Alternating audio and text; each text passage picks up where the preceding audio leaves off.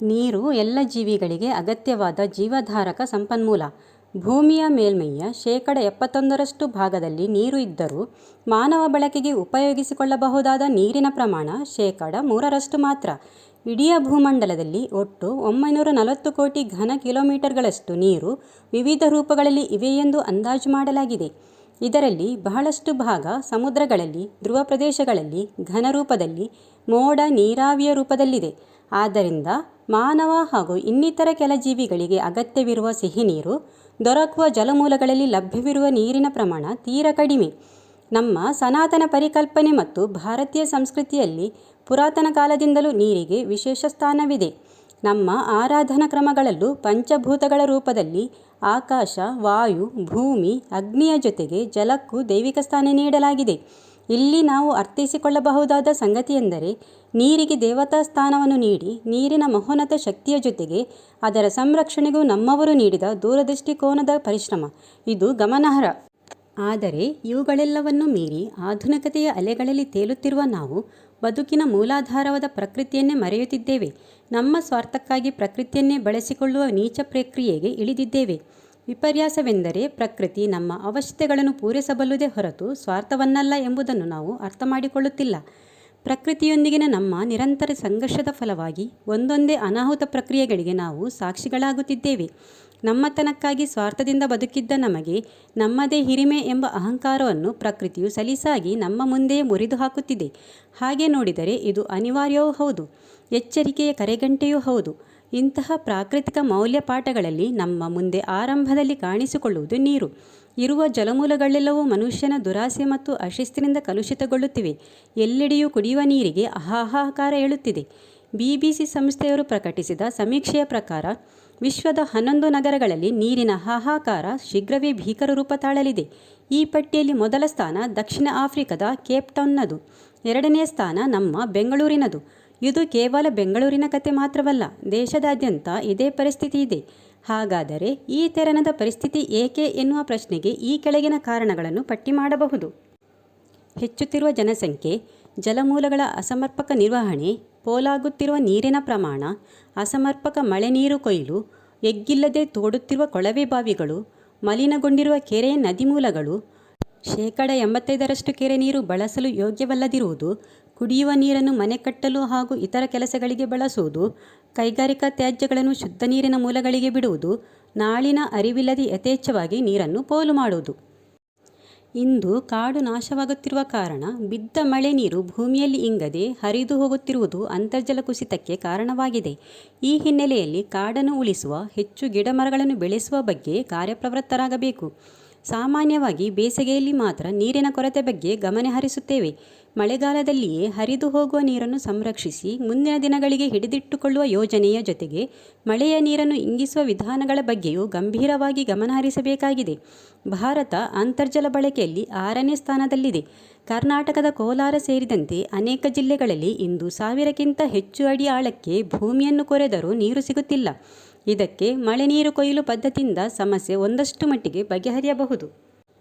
ನೀರು ಮತ್ತು ಮಣ್ಣು ಒಂದೇ ನಾಣ್ಯದ 2 ಮುಖಗಳಿದ್ದಂತೆ. ಜನಜೀವನ ಸುಗಮವಾಗಿರಲು ಭೂಪ್ರದೇಶದ 3ರಲ್ಲಿ 1 ಭಾಗದಷ್ಟಾದರೂ ಅರಣ್ಯವಿರಬೇಕು. ಹುಲ್ಲಿನ ಹಾಸುಗಳಿದ್ದಲ್ಲಿ ಮಣ್ಣಿನ ಸವಕಳಿ ಉಂಟಾಗುವುದಿಲ್ಲ. ಇದನ್ನು ನಾವು ಕಾಪಾಡಿಕೊಂಡು ಬರಬೇಕು. ಇಂದು ರಾಜ್ಯದಲ್ಲಿ ಕೆರೆಗಳಿದ್ದಲೇ ಕಟ್ಟಡ ಕಟ್ಟುತ್ತಿರುವ ಪ್ರಕ್ರಿಯೆ ನಡೆಯುತ್ತಿರುವುದು ನಮ್ಮ ರಾಜ್ಯದ ದುಸ್ಥಿತಿಗೆ ಕಾರಣ. ಕಾಡು ನಾಶವಾದರೆ ಮಣ್ಣಿನ ಸವಕಳಿ ಉಂಟಾಗುತ್ತದೆ. ಮಣ್ಣಿನ ಸವಕಳಿಯಿಂದ ಜಲಮೂಲಗಳು ಬರಿದಾಗುತ್ತಿವೆ. ನಲ್ಲಿಯಲ್ಲಿ 1 ಸೆಕೆಂಡಿಗೆ 1 ಹನಿಯಷ್ಟು ನೀರು ಸೋರಿ ಹೋದರೂ ದಿನಕ್ಕೆ 50 ಲೀಟರ್ ನೀರು ವ್ಯಯವಾಗುತ್ತದೆ. ನೀರು ಪೋಲು ಮಾಡುವುದು ಸಾಮಾಜಿಕ ಅಪರಾಧವಾಗಿದ್ದು, ಈ ಬಗ್ಗೆ ಪ್ರತಿಯೊಬ್ಬರಲ್ಲೂ ಜಾಗೃತಿ ಮೂಡಬೇಕಾಗಿದೆ. ಗಳು ನೀರು ಇಂಗಿಸುವ ಕೆಲಸ ಮಾಡುತ್ತವೆ. ಇವುಗಳ ಪುನರುಜ್ಜೀವನ ಆಗಬೇಕು. ಭತ್ತದ ಬೆಳೆ ಕಣ್ಮರೆಯಾದಂದಿನಿಂದ ಕರಾವಳಿ ಭಾಗದಲ್ಲಿ ಮದಗಗಳ ಸಂಖ್ಯೆಯು ಇಳಿಮುಖವಾಗುತ್ತಿದೆ. ಇದರ ಜೊತೆಗೆ ಲಭ್ಯವಿರುವ ಕೆರೆಗಳಲ್ಲಿ ಹೂಳು ತುಂಬಿದ್ದು ಇವುಗಳನ್ನು ತೆಗೆಯುವಂತಹ ಕೆಲಸವೂ ಆಗಬೇಕು. ಹರಿಯುವ ನೀರಿಗೆ ಮರಳು ಚೀಲಗಳಿಂದ ಕಟ್ಟೆಗಳನ್ನು ಮಾಡಬಹುದು. ಇದರಿಂದ 15ರಿಂದ 1 ತಿಂಗಳಿನಷ್ಟು ಕಾಲ ನೀರು ಹೆಚ್ಚುವರಿ ಉಳಿತಾಯವಾಗಲು ಸಾಧ್ಯವಾಗುತ್ತದೆ. ನಮ್ಮ ಅನೇಕ ಸುಧಾರಿತ ಜೀವನ ಕ್ರಮಗಳಿಂದ ನೀರಿನ ಉಳಿತಾಯಕ್ಕೆ ಬಹಳ ದೊಡ್ಡ ಕೊಡುಗೆ ನೀಡಬಹುದು. ಅವುಗಳನ್ನು ಹೀಗೆ ಪಟ್ಟಿ ಮಾಡಬಹುದು.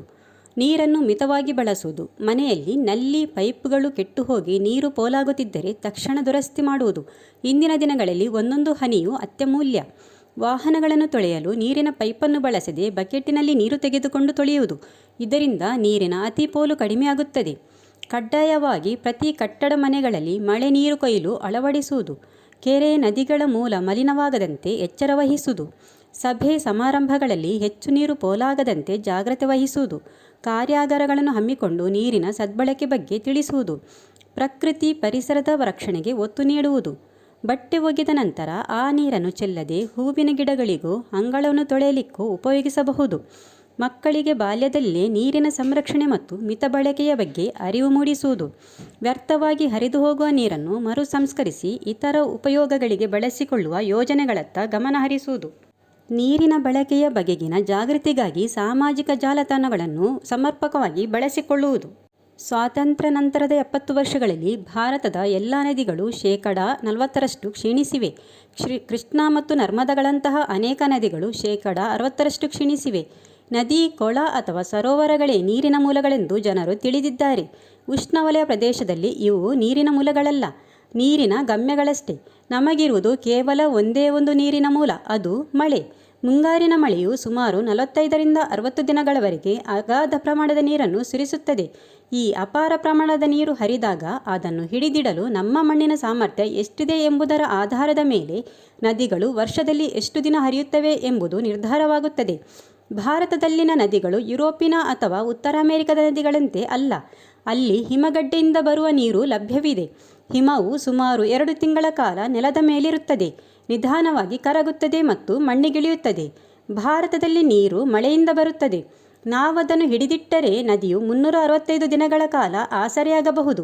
ಇಲ್ಲದಿದ್ದರೆ ಅದು ಮುಂದಿನ 15-20 ದಿನಗಳಲ್ಲಿ ಹರಿದು ಹೋಗಬಹುದು.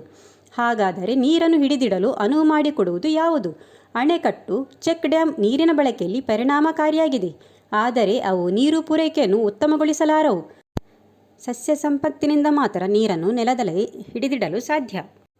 ನಾವು 130 ಕೋಟಿ ಜನರಿದ್ದೇವೆ. 2030ರ ವೇಳೆಗೆ ನಾವು 150 ಕೋಟಿಯಷ್ಟಾಗುತ್ತೇವೆ.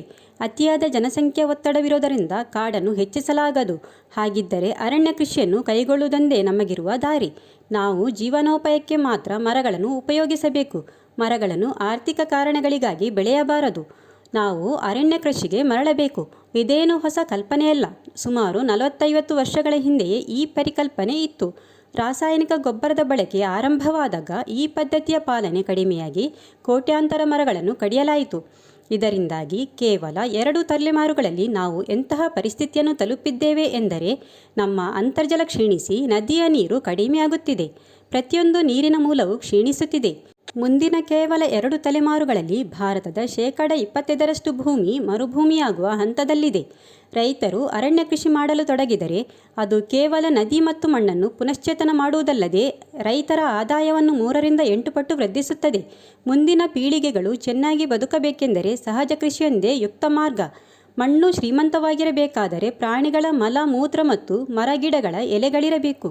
ಉತ್ತಮ ಭವಿಷ್ಯಕ್ಕಾಗಿ ಸಹಜ ಕೃಷಿಗೆ ಹಿಂದಿರುಗಿ ಮಣ್ಣನ್ನು ಸಂರಕ್ಷಿಸಲೇಬೇಕಾದ ಅನಿವಾರ್ಯತೆ ಈಗಿದೆ. ಲಭ್ಯವಿರುವ ನೀರನ್ನು ಎಚ್ಚರದಿಂದ ಬಳಸಿಕೊಳ್ಳಬೇಕು. ಇಂಗುಬಾವಿ, ಮದಗಗಳು, ಕೆರೆಗಳು, ಚೆಕ್ ಡ್ಯಾಂ, ಮಳೆ ಕೊಳಗಳು, ಸ್ಟೋರೇಜ್ ವಾಟರ್ ಝೋನ್ಗಳಂತಹ ಸಾಕಷ್ಟು ವಿಧಾನಗಳ ಮೂಲಕ ನೀರನ್ನು ದಾಸ್ತಾನು ಮಾಡಲು ಸಾಧ್ಯವಿದೆ. ಖಾಲಿ ಜಾಗಗಳಲ್ಲಿ ಇಂಗುಬಾವಿಗಳು ಅಥವಾ ಗುಂಡಿಗಳನ್ನು ನಿರ್ಮಿಸಿ ನೀರಿಂಗಿಸಬಹುದು. ಓಡುವ ನೀರನ್ನು ನಡೆಯುವ ಹಾಗೆ ಮಾಡಿ, ನಡೆಯುವ ನೀರನ್ನು ತೆವಳುವ ಹಾಗೆ ಮಾಡಿ, ತೆವಳುವ ನೀರನ್ನು ನಿಲ್ಲಿಸಿ, ನಿಂತ ನೀರನ್ನು ಇಂಗಿಸುವ ಕಲೆಯನ್ನು ಕರಗತ ಮಾಡಿಕೊಳ್ಳಬೇಕು. ನೀರಿನ ವ್ಯವಹಾರ ಬ್ಯಾಂಕಿನಂತಾಗಿದ್ದು ನಾವು ಶೇಖರಿಸಿಟ್ಟ ಹಾಗೆ ಉಪಯೋಗ ಮಾಡಬಹುದು. ಬಡವರು ಉಪಯೋಗಿಸುವ ತುಪ್ಪದ ರೀತಿಯಲ್ಲಿ ನಾವು ನೀರನ್ನು ಉಪಯೋಗಿಸುವ ಕಲೆಯನ್ನು ರೂಢಿಸಿಕೊಳ್ಳಬೇಕು. ಎಷ್ಟೇ ವಿಜ್ಞಾನ ತಂತ್ರಜ್ಞಾನ ಮುಂದುವರಿದರೂ ನೀರನ್ನು ನಾವು ಪ್ರಯೋಗಾಲಯಗಳಲ್ಲಿ ತಯಾರಿಸಲು ಸಾಧ್ಯವಿಲ್ಲ. ಪ್ರಕೃತಿ ನಮ್ಮ ಮೇಲೆ ಕೃಪೆ ತೋರಿ ಮಳೆ ಸುರಿಸಬೇಕು. ಅದಕ್ಕೆ ಪೂರಕ ವಾತಾವರಣವನ್ನು ನಾವಿಲ್ಲಿ ಕಲ್ಪಿಸಬೇಕಾಗಿದೆ. ನೀರನ್ನು ಮಿತವಾಗಿ ಬಳಸಿ ಸಂರಕ್ಷಿಸಿ ಜೀವಸೆಲೆಯನ್ನು ಉಳಿಸುವ ಧ್ಯೇಯ ನಮ್ಮದಾಗಲಿ.